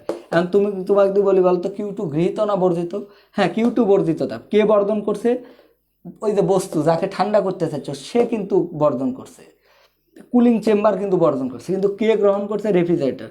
তা আমি যদি রেফ্রিজারেটরের রেসপেক্টে বলি তাহলে Q2 হচ্ছে আর মিনস রেফ্রিজারেটর কর্তৃক গৃহীত তাপ, ভালো করে দেখো, রেফ্রিজারেটর কর্তৃক গৃহীত তাপ। আর যদি তোমাকে Q1 এর পরিচয় বলি তাহলে Q1 হচ্ছে রেফ্রিজারেটর কর্তৃক, এটা কিন্তু বর্জিত তাপ। কোথায় তাপ বর্জন করে রেফ্রিজারেটর, কোথায় তাপ গ্রহণ করে, ঠান্ডা প্রকোষ্ঠতে। কোথায় তাপ বর্জন করে, পরিবেশে বা উচ্চ তাপমাত্রায়, কারণ রেফ্রিজারেটর ভিতরের তাপমাত্রার চাইতে বাইরের তাপমাত্রাটা বেশি থাকে, এবং তোমরা রেফ্রিজারেটর পিছনে গেলে দেখবে টেম্পারেচারটা অনেক বেশি, সেখানে কিন্তু গরম, এবং যে রুমে রেফ্রিজারেটর রাখা হয় সে রুম কিন্তু গরম হয়ে যায়, কারণ ওর পিছন সাইড দিয়ে কিন্তু গরম বাতাস বের হয় আর কি, ঠিক আছে। তো আলটিমেটলি এটা আর কি, তো রেফ্রিজারেটর কর্তৃক বর্জিত তাপ সবাই ভালো করে বোঝার চেষ্টা করো আর কি। তো এখান থেকে দেখো রেফ্রিজারেটর নিম্ন তাপমাত্রা হতে Q2 পরিমাণ তাপ গ্রহণ করে ওটা রিকোয়েস্ট করে, তাপকে কখনোই এখান থেকে এখানে তুমি একটা বাক্সের মধ্যে আপেল রেখে দিয়ে বললো আপেল ঠান্ডা হবে না, আপেলটা জোর করে তাপ বের করে নিতে হবে। তো জোর করে তাপ বের করতে গেলে তাহলে তোমাকে কিন্তু কাজ করতে হবে, সেটাই বলছি যে রেফ্রিজারেটর নিম্ন তাপমাত্রা হতে Q2 পরিমাণ তাপ গ্রহণ করে এর ওপর ডাব্লু পরিমাণ কাজ সম্পাদন করে উচ্চ তাপমাত্রা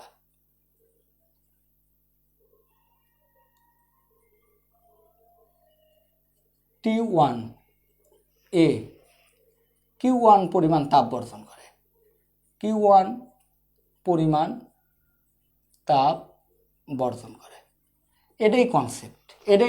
সে T2 থেকে তাপ ইঞ্জিন T1 থেকে তাপ গ্রহণ করে, আর রেফ্রিজারেটর T2 থেকে তাপ গ্রহণ করে, আর T1 এ তাপ বর্জন করে। তাহলে এখন এখান থেকে তোমাদেরকে একটা কোশ্চেন আমি লিখে দিচ্ছি, তোমরা একটু কোশ্চেনটা মাথায় রাখবে, এটা পরীক্ষায় আসে মাঝে মাঝে, একটু ভালো করে দেখার চেষ্টা করবে। কোশ্চেনটা হচ্ছে এটা, রেফ্রিজারেটর তাপ ইঞ্জিনের, এটা খুবই ইম্পর্টেন্ট একটা অনুধাবনমূলক কোশ্চেন, ইঞ্জিনের বিপরীত ইঞ্জিন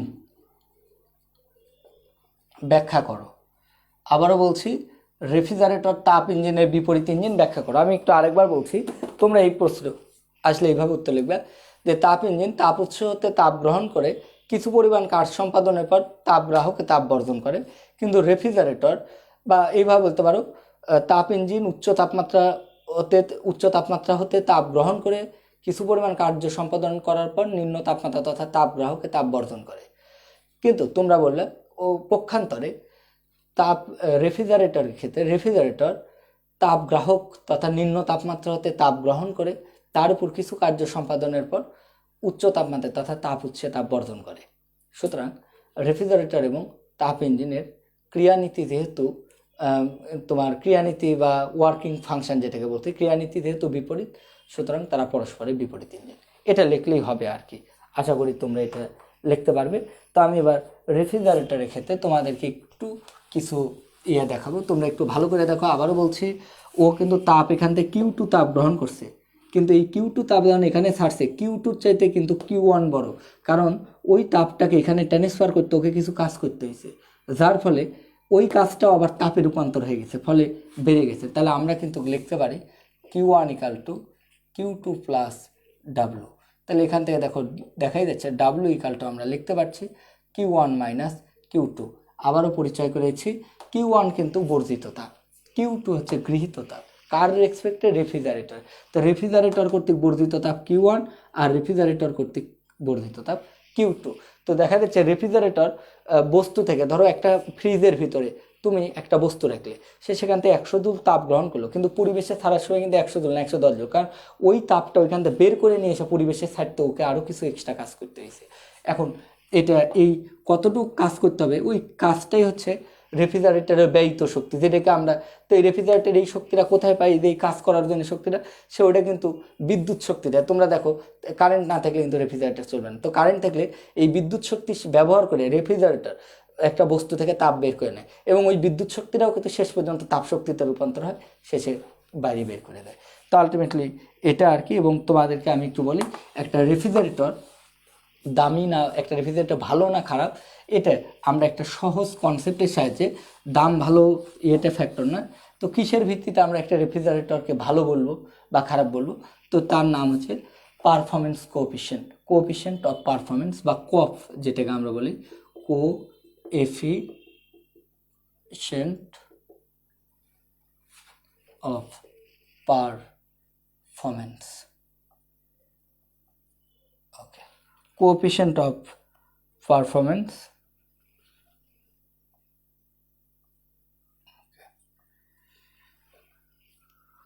ঠিক আছে, কোএফিসিয়েন্ট অফ পারফরমেন্স, এটাকে শর্টকাটে বলা হয় কোএফ।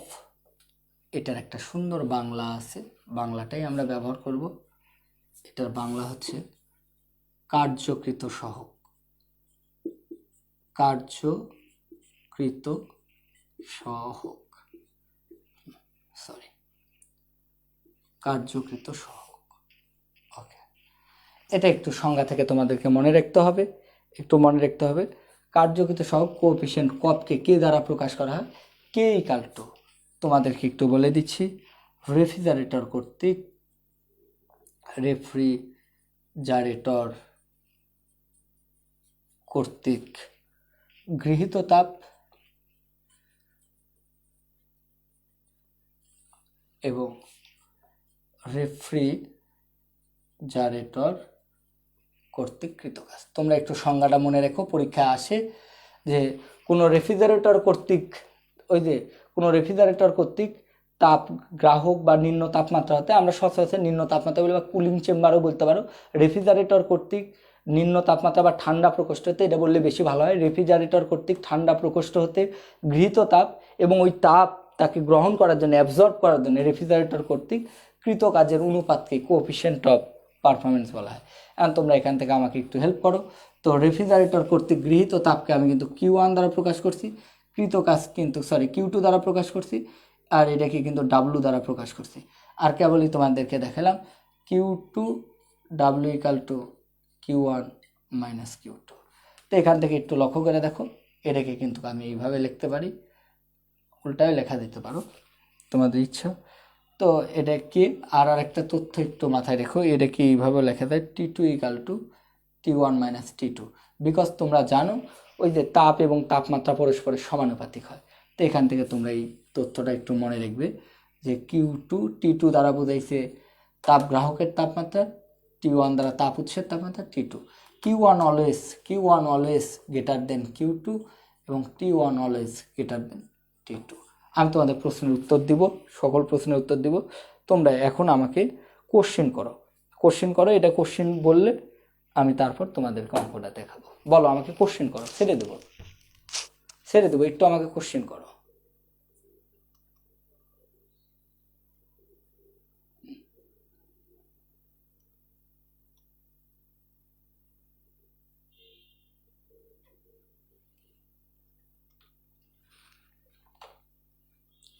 আচ্ছা, একটু ডাইনে সমস্যা হচ্ছে না, সরি ওটা আমি দেখিনি, তোমরা একটু বলো আর কি।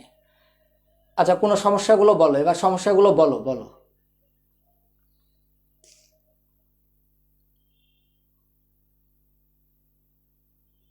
আবার বলছি, রেফ্রিজারেটর কুলিং চেম্বার থেকে তাপ জোর করে বের করে নিবি, যে ঠান্ডা তার থেকে আরো তাপ নিয়ে নিবি, নিয়ে ওকে আরো ঠান্ডা করে দিবি, করে এটা পরিবেশ উচ্চ তাপমাত্রায় ছেড়ে দিবে। এর জন্য ওকে কিছু কাজ করতে হয়, সে তাপ গ্রহণ করে Q2, আর এই তাপটাকে বাইরে পাঠানোর জন্য ওকে কাজ করতে হয় W, তাহলে টোটাল কাজ হয়ে যাবে Q2 প্লাস W, এই টোটাল Q1। আর কার্যকৃত সহগ কোএফিসিয়েন্ট অফ পারফরমেন্স, এটাকে আমরা লিখতেছি Q2 বাই W দ্বারা, এটা সংজ্ঞা অনুসারে লিখছি, ঠিক আছে।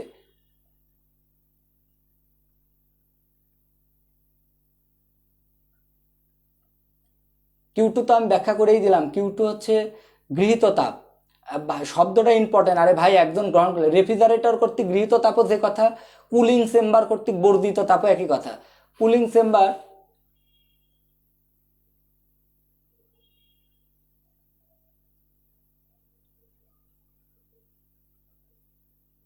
আরে বাবা, বর্ধিত আর গৃহীত নিয়ে তোমরা কেন ঝামেলা করছো?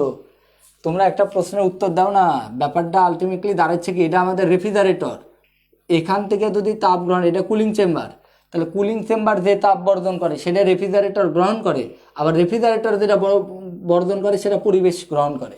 তাহলে আলটিমেটলি আমি তো সব কথা বলতেছি রেফ্রিজারেটর রেসপেক্টে, রেফ্রিজারেটর এখান থেকে গ্রহণ করে এখানে বর্ধন করে, ওইটাই বলছি রেফ্রিজারেটর কর্তৃক গৃহীত তাপ এবং রেফ্রিজারেটর কর্তৃক বর্ধিত কাজ। একটা অঙ্ক করো, তাহলে মাথা কুল হয়ে যাবে আর কি। আজকের ক্লাস একটু ভাই এরকম হবে, তোমাদেরকে একটু মেনে নিতে হবে। আমি কতদিন পর পড়াইতে আসছি, 2-3 দিন পর পড়াইতে আসছি না, মানে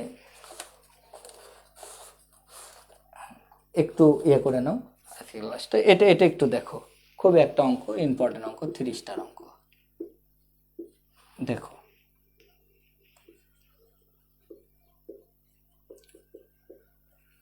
একটি রেফ্রিজারেটরের অভ্যন্তরে, ভালো করে দেখো, একটি রেফ্রিজারেটরের অভ্যন্তরে তাপমাত্রা -3°C এর মধ্যে, এই অঙ্ক দেখো সব ক্লিয়ার হয়ে যাবে। একটি রেফ্রিজারেটরের অভ্যন্তরের তাপমাত্রা -3, তার মানে তোমরা তো ফ্রিজ আছে রে বাবা সবার বাড়ি, তোমাদের যে ফ্রিজের ভিতরের তাপমাত্রা কম না, সেটা হচ্ছে -3°C। এর মধ্যে 200 গ্রাম ভরের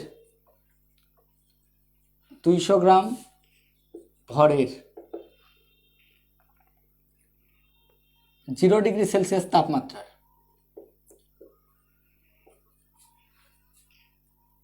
0°C তাপমাত্রার পানি রাখা হলো।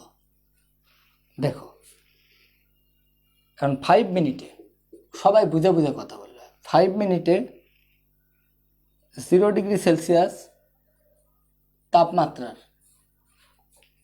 বরফে পরিণত হলো।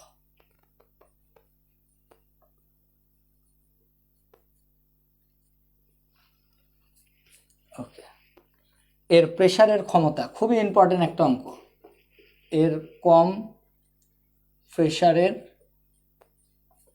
ক্ষমতা।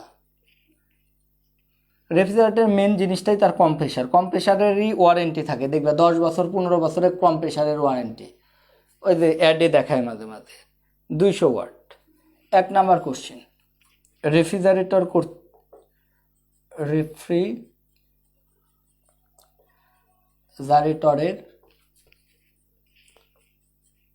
কার্যকৃত সহগ, ব্যাখ্যা করে দিচ্ছি, খুব সুন্দর করে ব্যাখ্যা করে দিচ্ছি।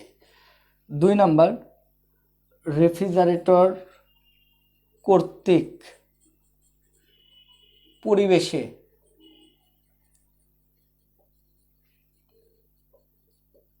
বর্জিত তাপ। 3 নাম্বার যে কোশ্চেনটা, পরিবেশের তাপমাত্রা কত, পরিবেশের তাপমাত্রা কত। খুবই ইন্টারেস্টিং একটা ম্যাথ, পরিবেশের তাপমাত্রা কত, খুব ভালো করে দেখার চেষ্টা করবে, বোঝার চেষ্টা করো আর কি, না বুঝে কথা বলা যাবে না আর কি। পরিবেশের তাপমাত্রা কত, তো এখানে কি বলেছে একটু দেখো, একটা রেফ্রিজারেটরের অভ্যন্তরের তাপমাত্রা, এই অঙ্কটা ধীরে ধীরে ধীরে ধীরে, না হলে আমি আজ পড়াবো না, সামনে ক্লাসে পড়াবো, তোমরা আগে শোনো, না বুঝলে আমি রিপিট করবো 2বার, এটাই শেষ অঙ্ক, আর পড়াবো না, কথা দিচ্ছি। একটি রেফ্রিজারেটরের ভিতরের তাপমাত্রা ছিল -3, ওর মধ্যে 200 গ্রাম ভরের 0 ডিগ্রি সেলসিয়াস তাপমাত্রা পানি রাখিস। তো পানি রাখলে 5 মিনিট পর 0 ডিগ্রি সেলসিয়াস তাপমাত্রা বরফে পরিণত হলো 5 মিনিটে। এখন বলছে এর কম্প্রেসারের ক্ষমতা 200 ওয়াট। এখন বলে দিছে রেফ্রিজারেটরের কার্যকৃত সহগ কত। এখন ভালো করে এই জিনিসটা একটু লক্ষ্য করে দেখবে, বোঝার চেষ্টা করতে হবে যে কার্যকৃত সহগ জিনিসটা কি, এটা আমাকে আগে ফিল করতে হবে তোমাকে। দেখো রেফ্রিজারেটরের মধ্যে ভিতরের তাপমাত্রা কিন্তু -3, এটা কিন্তু রেফ্রিজারেটরের, তার মানে রেফ্রিজারেটরের ভিতরের তাপমাত্রাকে আমরা বলতেছি নিম্ন তাপমাত্রা, আর বাইরের তাপমাত্রাকে বলছি উচ্চ তাপমাত্রা। এখন কার্যকৃত সহগ আমরা কি শিখছি আগে, সেটা আগে তোমাকে ফিল করতে হবে। আমরা শিখছি কার্যকৃত সহগ কে ইকাল টু, 1 নম্বর কোশ্চেনটা দেখো, সেটা হচ্ছে Q2 রেফ্রিজারেটর কর্তৃক গৃহীত তাপ বাই রেফ্রিজারেটর কর্তৃক কৃত কাজ। এখন বলো তো Q2 কতখানি তাপ বর্জন করলে, পানি ছিল বরফ হয়ে গেল, তাহলে রিকোয়েস্ট করে তো আর হয়নি, তাপ বের করে দিতে হয়েছে, কতটুকু তাপ বের করতে হয়েছে, তাহলে সেটা তোমরা সবাই জানো, 0 ডিগ্রি সেলসিয়াস তাপমাত্রার পানিকে 0 ডিগ্রি সেলসিয়াস তাপমাত্রা বরফে খালি অবস্থার চেঞ্জ হবে পরিণত করতে, তাহলে যতটুক তাপ ওই যে বরফ ত্যাগ করবে। আমি ওই জিনিসটাই তো বারবার বলতেছি, রেফ্রিজারেটরের মধ্যে পানি রাখছে, ওই যে এখানে দেখো আর কি, এই যে এটা আমাদের রেফ্রিজারেটর, এর ভিতরে আমি পানি রেখে দিলাম, কিছুক্ষণ পর এটা এটা এরকম ছিল, এরকম করলাম, একটু পরে খুললাম, এটা দেখলাম আইস হয়ে গেছে, তাহলে এ তো কিছু পরিমাণ তাপ বর্জন করছে, ওই তাপটাই কিন্তু রেফ্রিজারেটর গ্রহণ করছে, তাহলে এটা রেফ্রিজারেটর কর্তৃক গৃহীত তাপও যে কথা, পানি কর্তৃক বর্ধিত তাপও। আবার ডাব্লু দেয়া নেই, এই অঙ্কটা সবাই পারবে না এই জন্যে, কিন্তু তোমরা সবাই তো জানো ক্ষমতা দেয়া আছে, আমরা পি ইকাল টু সবাই জানি W/T, তাহলে W ইকাল টু পিটি, কম্প্রেসারের ক্ষমতা এত এবং বরফে পরিণত করতে 5 মিনিট লাগছে, তার মানে এটা প্রতি সেকেন্ডে এত পরিমাণ কাজ করে, এত জুল কাজ করে, তাহলে 5 মিনিটে, তাহলে W equal to PT. M এর মান 200 গ্রাম, তার মানে 0.2 কেজি। এল এ তোমরা সবাই জানো 3.36 গুণন 10⁵।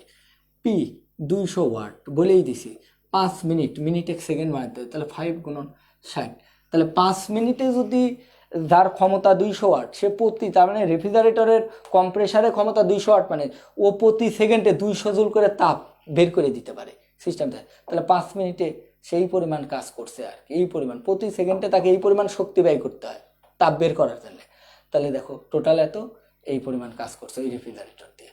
তাহলে এবার এখান থেকে যদি আমরা এটাকে ক্যালকুলেশন করি, তাহলে এর মানটা চলে আসতেছে 1.12, এর কোনো একক নাই, কারণ এটাও জুল, ওটা জাস্ট একটা সংখ্যা, এটা জাস্ট একটা সংখ্যা, তোমরা একটু মাথায় রেখো। তোমাদেরকে একটু বলে দিই, কে এর মান 2 থেকে 6 এর মধ্যে হয়, কে এর মান 2 থেকে 6 এর মধ্যে হয় সচরাচর। যদি এই অঙ্কে 1.12 চলে আসছে, আমি ডেটাটা র্যান্ডমলি দিয়ে দিছি, এই জন্য এরকম আসছে, সচরাচর প্র্যাকটিক্যালি 2 থেকে 6 এর মধ্যে এটা হবে আর কি। এটা গেল আর কি রেফ্রিজারেটর কার্য। এবার বলছে রেফ্রিজারেটর কর্তৃক পরিবেশে বর্জিত তাপ কত। খুবই ইন্টারেস্টিং ব্যাপার, কেবলই তোমার শেখায় আসলাম।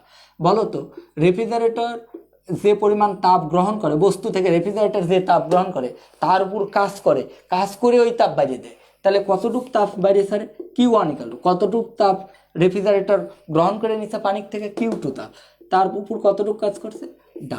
তাহলে এখান থেকে একটু লক্ষ্য করে দেখো, Q2-র মান তো mLF, আর ডাব্লুর মান তো দেখতেই পাচ্ছ, ডাব্লু মানে পিটি, তাহলে 0.2, 3.36 গুণন 10⁵, পি এর মান 200, টি এর মান 5 গুণন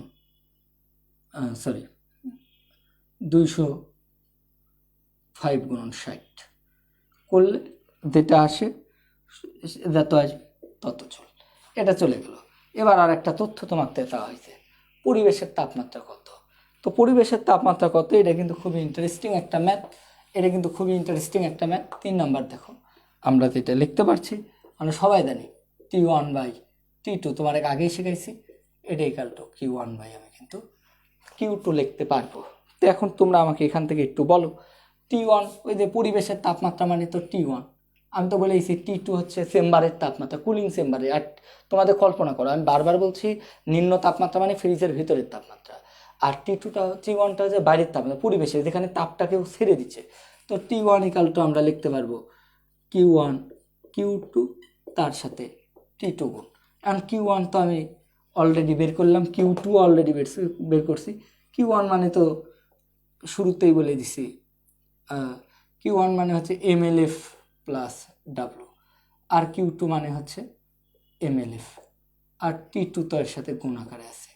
তাহলে এটাকে আমরা যদি ক্যালকুলেশন করি তাহলে 1 প্লাস ডাব্লু বাই MLF তার সাথে T2। এখন তোমরা এখান থেকে একটু দেখো, অথবা যেভাবে খুশি লেখা যাবে, যেভাবে খুশি লেখা যাবে। ডাব্লু মানে আবার পিটি লেখা যায়, ডাব্লু মানে কিন্তু 1 প্লাস পিটি। এত অঙ্ক আসবে না পরীক্ষা, তাইলে একটা আসবে, এর চাইতে বেশি টাপ অঙ্ক তোমার বইয়ে নাই আর কি। এবার আসো, 1 প্লাস পিটির মান 200, টি এর মান 60 যোগ 5, এম এর মান এম এর মান 200 গ্রাম 0.2, এলএফ এর মান 3.36 10⁵, আর T2 কিন্তু ওই যে কুলিং চেম্বারের তাপমাত্রা, কুলিং চেম্বারের তাপমাত্রা কিন্তু ছিল। শোনো, একটা কথা মাথায় রেখো, এটা কিন্তু আবার ফিল করতে হবে। দেখো, আমরা যদি রেফ্রিজারেটরের মধ্যে কোনো কিছু রেখে দিই, রেফ্রিজারেটরের তাপমাত্রাও যা, তো তাপমাত্রা একটা সময় তাই হবে। কিন্তু আমি যে সময় তোমাকে ওই জিনিসটার এফিসিয়েন্সি বের করতে বলছিলাম, ওর তাপমাত্রা 5 মিনিটে এত নেমে যাচ্ছে, 5 মিনিটে 0 ডিগ্রি সেলসিয়াস তাপমাত্রার পানি দিছি, বরফ হয়েছে।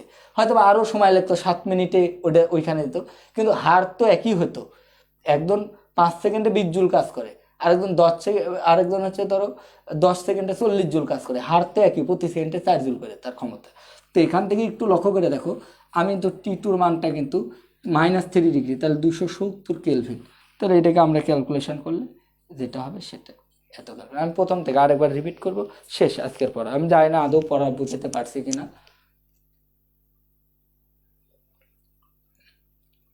আমি জানি না আজকে পড়া আদৌ বুঝাইতে পারছি কিনা। তোমরা আগে একটু দেখো, আমি শুরু থেকে আরেকবার বলবো, আরেকবার বললে ওকে হবে, তারপরে আমি রিপিটটা নিচ্ছি। আমি প্রথম থেকে বলি, তোমরা আগে এটা বাদ দাও, এটা অঙ্ক করতে গেলে এই অঙ্ক পারবে না, মানে এখানে কোনো অঙ্ক নেই, এখানে কোনো ম্যাথ নাই, এখানে যা আছে সেটা কনসেপ্ট। তোমরা আগে ফিল করো ব্যাপারটা। আমাকে যেটা বলা হয়েছে, আমার কাছে একটা রেফ্রিজারেটর, এটা রেফ্রিজারেটর, এর মধ্যে তুমি ওয়াটার দিলে, দিয়ে এবার একটা কাজ করো, এই যে দরজা বন্ধ করে দিলে, কিছুক্ষণ ওয়েট করো, খুলে ফেলো, এটা আইস হয়ে গেল। তো এটা তো রিকোয়েস্ট করা হয়নি, কিভাবে হয়েছে? রেফ্রিজারেটর একটা ডিভাইস, এখান থেকে কিছু পরিমাণ তাপ সে গ্রহণ করছে। কত তাপ গ্রহণ করছে? সেটা Q1, এই Q2, এটাকে Q2 দ্বারা আমি বুঝাইছি। রেফ্রিজারেটরের ক্ষেত্রে Q2 মানে গৃহীত তাপ, রেফ্রিজারেটর কর্তৃক গৃহীত তাপ, কিন্তু বস্তু কর্তৃক বর্ধিত তাপ। তো পানি যতটুকু তাপ বর্জন করে রেফ্রিজারেটর, এই তাপটার উপর কিছু কাজ করতে হয়, করে এখান থেকে যে বের করে নিল, করে এখান থেকে যেমন নিম্ন তাপমাত্রা বস্তু থেকে আমি উচ্চ তাপমাত্রা বস্তুতে তাপ ট্রান্সফার করবো, কিছু কাজ করতে হয়, করার পর Q1 তাপ, ওই কাজটাও তাপে রূপান্তর, এটাই হচ্ছে Q2 প্লাস ডাব্লু। এখন কোশ্চেন হচ্ছে কতটুকু কাজ করতে হয়েছে, কম্প্রেসারের ক্ষমতা দিয়ে আছে 5 মিনিটে সে এতটুক, তাহলে 5 মিনিটে সে কতটুক কাজ করছে, P=W2। আবার 5 মিনিটে সে কতটুক তাপ ওইখান থেকে কেড়ে নিছে, 5 মিনিটে সে পানিটাকে বরফ বানাইছে, তাহলে 5 মিনিটে সে তাপ ওইখান থেকে কেড়ে নিছে MLF পরিমাণ, তাহলে এটা রেফ্রিজারেটর। আর কতটুক কাজ হয়েছে, তাহলে W=PT, এই দুইটার অনুপাতটাই কোএফিসিয়েন্ট। তাহলে আমি যদি এখান থেকে কে পেয়ে গেলাম, কিউ ডাব্লু যদি পাই, আবার কে পাইছি এ পাইছি, তাহলে ধীরে ধীরে সবগুলো বের করে ফেলতে পারবো। তা আলটিমেটলি আশা করি তোমরা এটা মাথায় রেখো। আরও একটা জিনিস বলি, কে যদি বের করা থাকে, K=Q2/W, তাহলে এই যে Q2 মানে তো আমরা আবার আড়াআড়ি করে দিতে পারি, KW করলেও কিন্তু Q2 বের করা যায়। তো যার যেটা খুশি, যেভাবে খুশি সে সেভাবে অঙ্ক করবে। আশা করি তোমরা অঙ্কটা বুঝতে পেরেছো, অঙ্কটা একটু ভালো করে বাসায় দেখবে। আজকে তোমাদেরকে টোটাল আমি 3টে অঙ্ক শেখালাম, 3টেই খুবই ইম্পর্টেন্ট অঙ্ক। আমি জানি না, তবে সামনের ক্লাসটা মাইন্ড ব্লোয়িং ক্লাস হবে। আমি আজকে মেন্টালি মানে প্রস্তুতি নিব জন্যই ক্লাসটা করাইছি। আমাকে একটু বলো ক্লাসটা বুঝেছো কিনা, একটু কমেন্ট করে বলো, সত্য কথা বলো, পড়াটা বুঝছো কিনা, পড়াটা বুঝতে পারছো কিনা এটা বলো।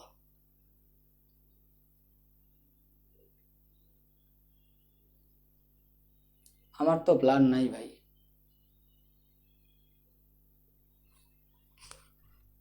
শেষ, আজকে পড়া শেষ। তোমরা বলো পড়াটা বুঝতে পেরেছো কিনা।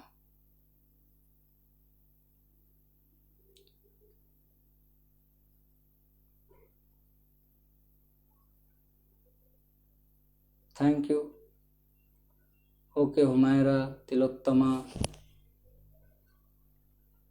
Rimon, okay Hasan, Huda, ID, very good. ঠিক আছে, good night, good night. Okay Imam, Sadia, Arpita, ঠিক আছে, প্রসেনজিৎ, ধন্যবাদ, সোনিয়া, শহীদ, শ্রেয়া, ভেরি নাইস।